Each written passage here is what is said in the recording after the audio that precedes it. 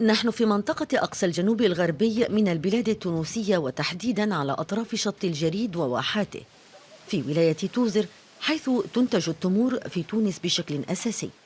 يصل عدد أنواع التمور التونسية إلى نحو 300 نوع، ولكن دجلة النور هي الأكثر شهرة من بين كل هذه الأنواع، سواء في تونس أو خارج البلاد.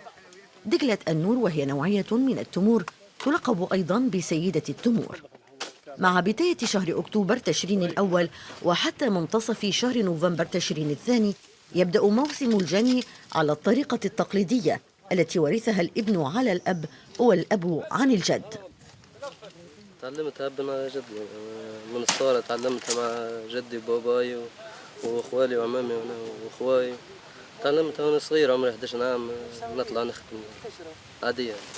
إلا أنه ومع كل موسم تطفو على السطح عديد الإشكاليات كندرة المياه بالواحات، ما يجعل الصاب مهددة في أي لحظة طيلة مراحل المنتوج، من الغراسة إلى المداواة فالتغليف وصولا إلى الجني والترويج، إذ أن أشجار النخيل تحتاج وهي في أوج مرحلة نضج ثمارها إلى الكثير من الحرارة ومياه الري لا مياه الأمطار، لأن التمور تبقى حساسة للرطوبة وللأمطار في مرحلة نضجها.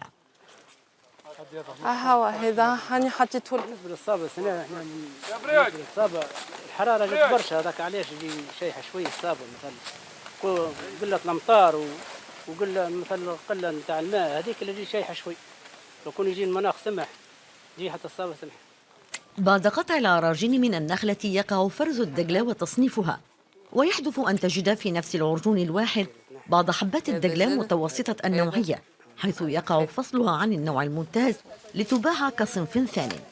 في موسم جني التمور تتحول مناطق الجنوب التونسي خلال أشهر الخريف إلى ما يشبه خلية النحل، عائلات بأكملها تعيش على ما توفره تلك الشجرة الفارعة الطول.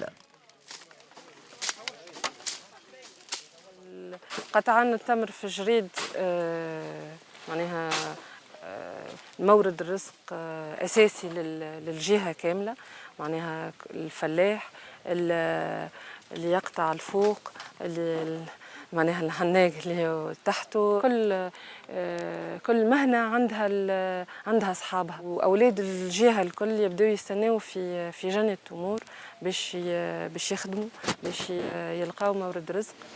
يمثل قطاع التمور 6.6% من القيمة الجملية للإنتاج الفلاحي في تونس، ويساهم في 19.2% من القيمة الجملية للصادرات الفلاحية، ويحل في المركز الثاني في سلم صادرات المنتجات الفلاحية.